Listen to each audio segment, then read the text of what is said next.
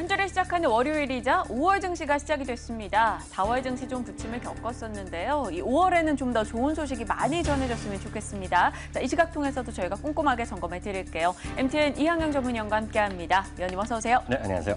네, 저희 오늘 어떤 이야기 할까요? 앞서 이진우 소장이 선수 겁달했잖아요. 네. 선수가 입장했잖아요. 저희가 선수가 누굽니까? 그럼요. 대표 선수가 되겠는데요. 앞서 이제 환율에 대한 얘기 많이 내긴 하는데 네. 오늘 조금 더 좀 이어가면서요. 좀 더 쉽게 그리고 그래서 그런 환율 보고서가 나와서 도대체 어떤 주식을 사야 되느냐, 네. 아니면 어떤 주식을 피해야 되느냐. 오늘 이 얘기 한번 해드리도록 하겠습니다. 네, 안 그래도 또 미국에서 소식이 있었죠. 환율 보고서가 나오면서 환율의 조작국이 아니고 환율 감시 대상국으로 지정이 됐다. 모니터링 리스트에 이름을 올렸다라고 하더라고요. 관련한 이야기 좀 나눠보죠. 네, 맞습니다. 환율 관찰 대상국인데 네. 영어로 보면 모니터링 리스트라고 나왔습니다. 이걸 뭐 관찰이나 감시 이렇게 쓰는 거가 되겠는데요. 독일, 중국, 대만, 한국, 일본 5개 국가가 모두 똑같은 캐티고리에 들어갔습니다. 여기 말씀 나왔다시피 우리 병원에 가면 몸이 아픈 분들 보면 이렇게 계속 뭔가 꼽으면서 모니터하고 있잖아요. 네. 딱 그런 거죠. 아주 얘 친구가 건강한 사람은 아니고 약간 뭔가 문제 있으니까 계속 모니터링 하는 거잖아요. 딱 그런 상태다라고 이해하시면 되겠죠. 근데 이게 미묘하게 기분이 나쁜 게요. 미국도 국가고 우리도 국가인데 미국이 네. 뭔데 저희를 그렇게 감시하고 모니터링하는지 그거 좀 그래요. 그러니까요. 그런 건 뭐 할 수 없죠. 다만 이제 우리나라도 뭐 다른 나라를 우리나라가 감시할 수 있어요. 네. 다만 그 어떤 뭐랄까 힘의 그런 차이, 어떤 목소리의 그런 차이 뭐 이렇게 이해하셔야 되겠는데요. 이게 보면 뭐 맘대로 정한 건 아니겠고 나름대로 이제 자기네가 법을 만들어 갖고 세 가지 기준으로 했어요. 네. 대무역 수지 흑자가 어느 정도 유지되느냐. 근데 다만 여기서 얼마라고 딱 명쾌하게 안 나왔으니까 문제가 되는 건데요. 네네. GDP 3% 이상 경상수지 흑자가 되는 나라, 그리고 외환시장이 일방적, 방향적으로 일방적, 그리고 반복적으로 개입하는 3개가 해당되겠는데요. 우리나라 이번에 첫 번째, 두 번째 기준에 해당이 됐어요. 아하. 다만 세 번째는 일방적으로 모르는 거 아니라고 얘기를 하는데 네. 여기 보시다시피요. 대면 무역 흑자 무려 258억 달러, 2010년 대비 불과 한 5년 만에 2.5배까지 늘어났고. 그러니까 네네. 미국 입장에서는 기분 나쁠 수 있잖아요. 그렇게 보셔야 되겠고요. GDP 3% 이상인데요. 뭐 어찌됐건 뭐 변명이 있겠지만 우리나라가 GDP 대비 7.7%라는 경상수지 흑자라고 있으니까요. 미국에서 그런 세 가지 중에 앞서 말씀드린 마지막 조건 아니고요. 그 두 가지 조건은 너희가 들어갔으니 우리 말 좀 잘 들어봐라. 뭐 이런 얘기. 나는 압박용이다라고 이해하시면 되겠죠. 약간 너네 보고 있다, 지켜보고 있다, 약간 이런 느낌입니다. 근데 네. 마지막 조건이었던 외환 당국의 적극적인 잦은 개입 부분은 그래도 저희 좀 하지 않았어요? 안 걸려서 다행이네요. 맞습니다. 이것도 천만다행인데 우리나라가 미국에서 조사해 보니까 한 200억 달러 이상 여기 좀 너희가 뭔가 한 것 같은데 이게 일방적으로 한 것이 아니라 방향성도 약조로 왔고 뭐 피치 못하게 한 거기 때문에 이번에는 좀 뭐 봐준다. 이거는 네. 우리나라가 딱 지정할 정도 아니다 얘기하겠는데요. 뭐 우리나라뿐만 아니라 뭐 중국 이런 데 다 했는데도 안 들어왔으니까 우리나라가 뭐 아주 정도가 심하다 이렇게 얘기할 수는 없겠죠. 그럼 다른 나라는 어떤지 상황 좀 볼게요. 예, 다른 나라로 저희가 표를 하나 준비해봤는데요. 마찬가지가 되겠습니다. 이 세 가지 조건인데요. 독일, 중국, 대만, 한국, 일본이 있는데요. 독일, 중국, 한국, 일본 똑같아요. 첫 번째 두 가지 걸리고 네. 마지막에 안 걸렸는데요. 대만은 반대입니다. 대만은 첫 번째 조건 똑같은데 마지막으로 나쁜 사람이죠. 대만은 반복적으로 일방적으로 개입을 했는데요. 3% 이상 경상수지까지는 안 한 모양이에요.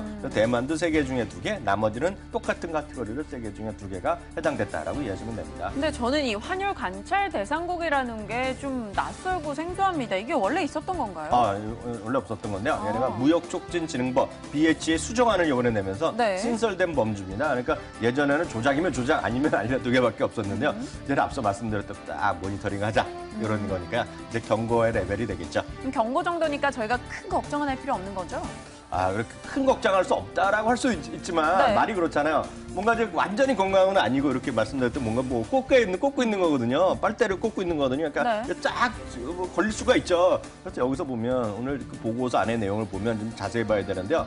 어떤 분들은 좀 걱정할 게 없다는 사람도 있고 어떤 분들은 네. 걱정할 수 있다는 얘기하는데요. 여기는 딱 이런 얘기를 하고 있어요. 미국에서 한국 관련 부분에 대해서 한국은 외환시장 개입을 전체적으로 제한하고 있는데 외환 정책의 투명성을 높여야 된다라는 얘기하는 거죠. 그러니까 무질서한 금융시장 환경에 처했을 때만 네. 제한적으로 해야 한다는 게 첫 번째 멘트가 되겠고요. 두 번째 멘트가 더 무서운 말인데요.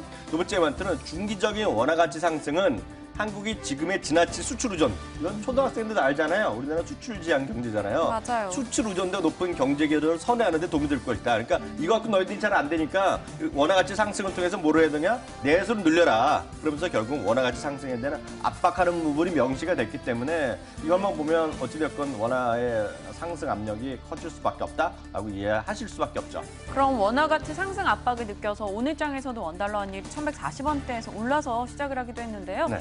그렇다면 우리 수출주에게는 좀 타격이 있는 건가요? 그렇죠. 어느 정도 타격이 있을 수밖에 없겠죠. 오늘은 물론 이제 이번에 이 중심이 우리나라보다 일본에 가 있거든요. 네. 그렇기 때문에 큰 영향 없을 수는 있겠지만 결국 일본 엔화에 강세되는 것이 결국 원화 강세도 영향을 미칠 가능성이 크거든요. 그렇기 때문에 큰 틀에서 보면 수출의 감소 그리고 환율 효과만으로 보기 수출 감소가 물론 환율 효과는 분명히 아닙니다. 네. 이게 글로벌 경기라든가 특히 중국의 경기 변동에 따라서 우리나라가 훨씬 더 영향이 크지만 이번에 환율에 원화 강세 압박이 있으면 수출에 마이너스 되냐?